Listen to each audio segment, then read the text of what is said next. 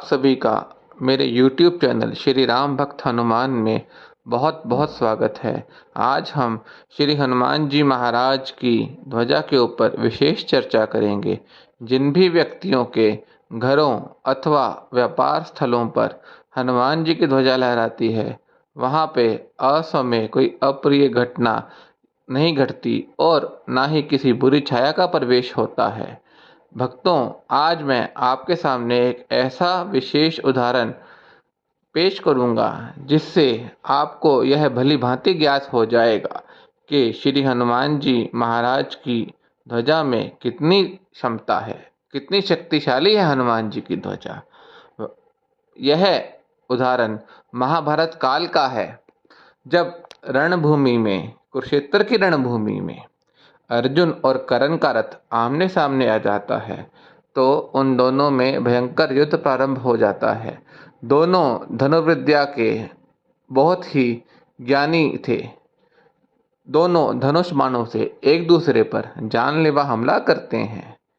जब अर्जुन तीर चलाते हैं तो कर्ण का रथ 10 कदम पीछे जाता है और जब कर्ण तीर चलाता है तो अर्जुन का रथ मात्र 2 कदम पीछे हटता है।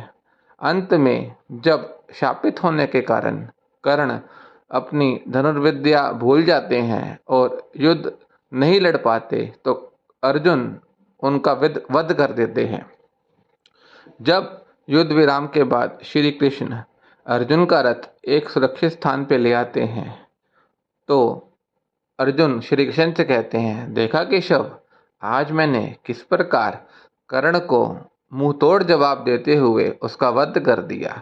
इस पर श्री कृष्ण यह भांप जाते हैं कि अर्जुन को अपने ऊपर बहुत ही घमंड हो रहा है। इस पर श्री कृष्ण अर्जुन से कहते हैं कि हे पार्थ, रथ से नीचे आइए। अर्जुन श्री कृष्ण की बात मानकर तुरंत रथ से नीचे उतर जाते हैं। उसके पश्चात श्री कृष्ण भगवान भी रथ छोड़ के नीचे आ जाते हैं। वह श्री कृष्ण भगवान अर्जुन से कहते हैं कि अर्जुन, ये ध्वजा देख रहे हो? अर्जुन ध्वजा की ओर देखते हैं और श्री कृष्ण कहते हैं कि हे महावीर, आप प्रकट हो जाइए। उसी समय अर्जुन के रथ की ध्वजा पर बजरंगबली महाराज साक्षात प्रकट हो जाते हैं। इसके पश्चात श्री कृष्ण कहते हैं कि अर्जुन, ये वह महावीर हैं जो तुम्हारे रथ की रक्षा कर रहे थे।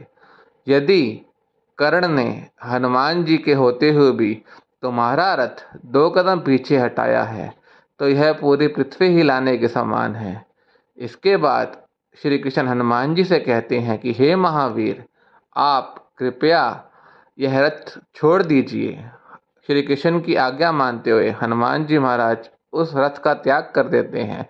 हनुमान जी के द्वारा उस रथ को त्यागे जाने पर वह रथ एकदम से फट जाता है और धू धू कर जलने लगता है, क्योंकि हनुमान जी ने जिन शक्तियों से रथ की रक्षा की होती है वह शक्तियां उस रथ पे टूट पड़ती हैं। इस पर श्री कृष्ण कहते हैं कि अर्जुन, तुम्हें कभी घमंड नहीं करना चाहिए, क्योंकि यह ताकत और यह रक्षा हनुमान जी की ध्वजा की थी जिसने तुम्हारा जीवन बचाया है। भक्तों, हमें इस वाक्य से यह भली भांति ज्ञात होता है कि हनुमान जी के ध्वज में कितनी शक्ति है और हनुमान जी किस प्रकार अपनी शरण में आए व्यक्ति की रक्षा करते हैं। आप सभी को जय श्री राम। हनुमान जी से जुड़ा ऐसा ही वीडियो एक और मेरे YouTube चैनल पे जल्द ही आ रहा है। जय श्री राम।